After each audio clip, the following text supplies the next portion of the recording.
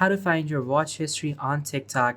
Hi guys, in this video I'll show you an updated way through which you guys can find your watch history on TikTok. So simply open up TikTok. After that, from over here, simply click on your profile at the bottom right. Now once you click over there, now simply click on the top right where you see these three lines, and once you click over there, click on settings and privacy. Now as soon as you click on settings and privacy, click on privacy, and then from over here you guys can just simply click on download your data, and then that's gonna take you guys over here. So now from over here, you guys can simply click on request data, and then TikTok is gonna gather all of your data, and you will be able to download your data, in which you will be able to see all of your watch history, not just liked posts, but everything, every single thing that you've liked, you've seen, or you've commented on.